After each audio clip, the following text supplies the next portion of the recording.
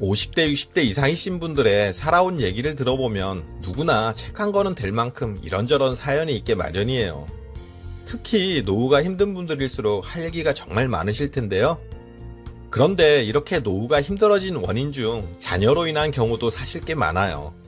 우리나라 부모님들의 자식 사랑과 교육열은 식을 줄 모르고 대단하잖아요. 그래서 알면서도 아무리 얘기해도 바뀌지 않는 부분이기도 하고요. 그래도 최근 들어 노후에 관한 관심과 이해가 높아지면서 자녀들과의 일정한 부분까지 선긋기를 잘하시는 분들이 늘어나고는 있어요. 그렇더라도 자녀 앞날, 자녀 잘 된다는데 인색하게 굴기 힘든 게 부모 마음이기도 하죠.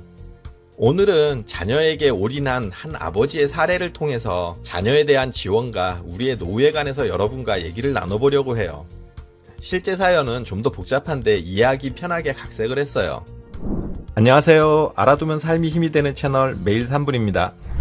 중견기업의 간부로 일하는 한 씨에겐 공부를 잘하는 아들과 딸이 있었어요. 특히 아들은 신동소리를 들을 정도로 공부를 잘해서 늘 한 씨의 자랑이기도 했고요.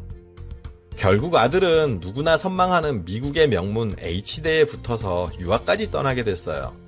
또 딸은 음악에 재능이 있어서 음대에 다니게 됐고요. 아들의 유학에 들어가는 학비도 만만치 않은데 딸의 학비까지 대야 하는 상황이었죠. 남들보다 높은 연봉을 받던 한 씨였지만 버는 돈의 대부분은 두 자녀의 학비로 다 들어갔어요. 그렇다 보니 돈은 많이 벌어도 늘 사람들에게 짠돌이 소리를 들으며 지내야 했어요. 그래도 주위에서 자녀들 잘 키웠다, 어떻게 키웠냐 하는 칭찬 소리를 늘 들었는데요. 자녀들 학비 되는 게 버거웠지만 이런 소리 들을 때마다 힘도 나고 보람도 되는 게 스스로 감당할 수 있다고 다짐하며 잘 이겨냈어요. 아들이 유학 생활을 하면서 돈이 필요하다고 얘기하면 금액이 얼마든 어떻게 해서라도 마련해서 보내줬어요. 한 씨에게 자녀는 살아가는 의미였고 삶의 희망이었으니까요.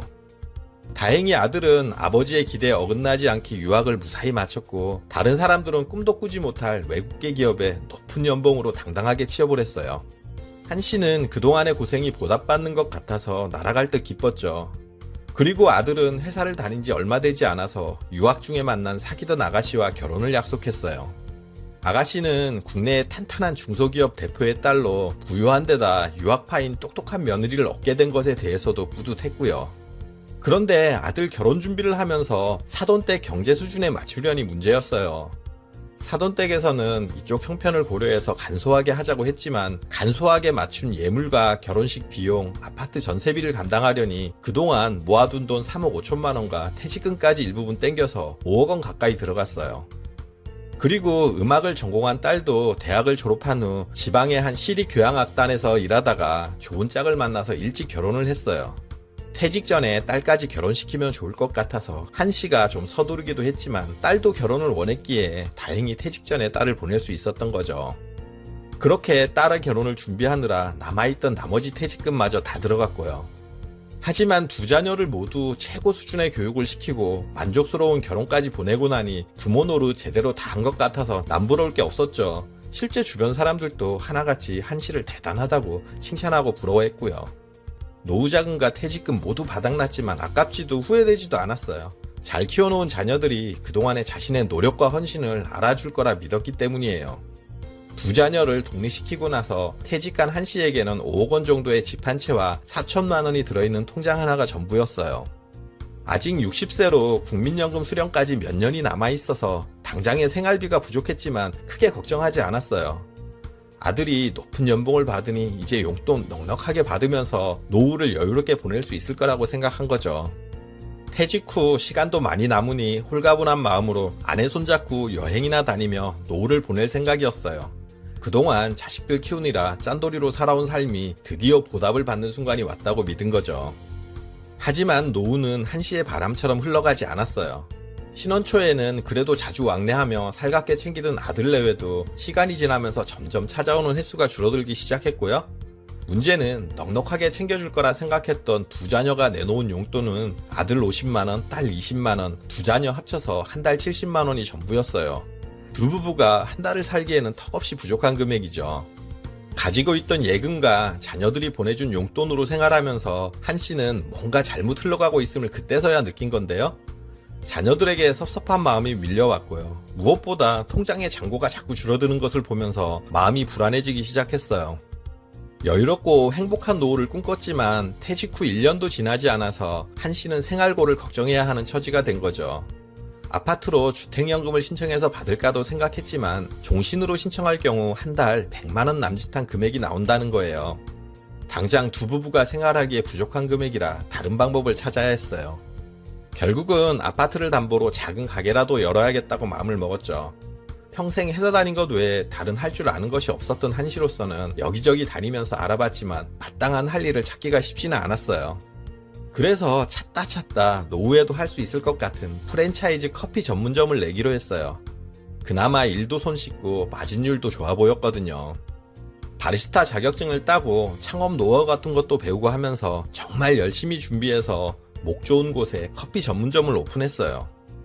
하지만 운마저 한 씨의 편이 아니었어요. 커피 전문점을 연 지 채 1년도 되지 않아서 코로나 전염병이 발생했고 매달 생기는 적자는 한 씨를 난감하게 만들었죠. 조금만 버티면 되겠지 하는 생각에 대출을 늘려가며 어떻게든 가게를 지켜보려고 노력했지만 적자의 폭은 점점 더 늘어만 갔고 나중에는 이러지도 저러지도 못하는 상황에 빠지고 말았어요. 결국 한 씨는 2년 6개월 만에 가게를 접고 대출금을 청산하기 위해서 아파트까지 팔아야 했어요. 지금 한 씨는 아파트를 팔고 경기도 외곽의 작은 빌라에서 살고 있어요. 자녀에게 모든 인생을 걸었고 자녀들이 자신의 노후를 책임질 거라고 믿었던 한 씨의 생각은 여지없이 무너지고 만 거죠. 자녀들에게 들어간 교육비와 자녀의 결혼 비용에 들어간 자금, 퇴직금 등을 노후를 위해 잘 관리했다면 이렇게 힘들지는 않았을 텐데 하며 후회가 밀려왔지만 이미 늦어버린 거죠.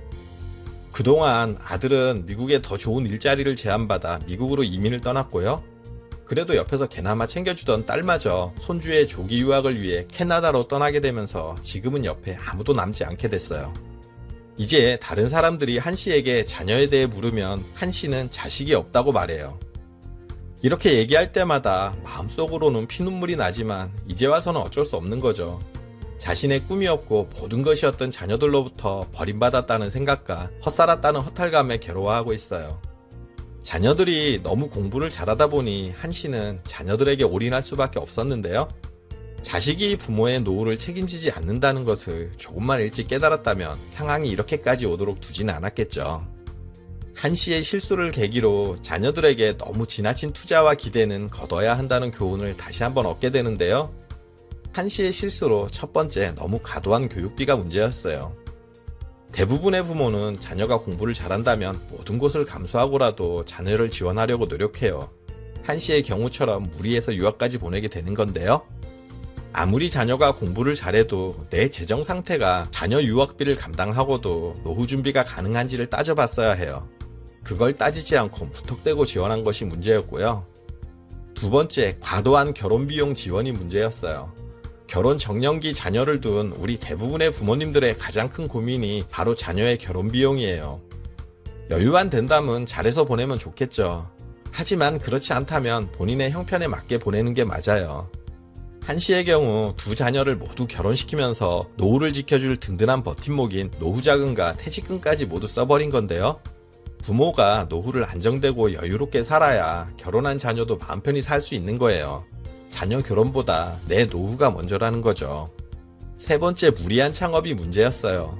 마지막 남은 집 한 채마저 담보를 잡고 프랜차이즈 창업에 뛰어든 것이 큰 실수의 하나인 건데요.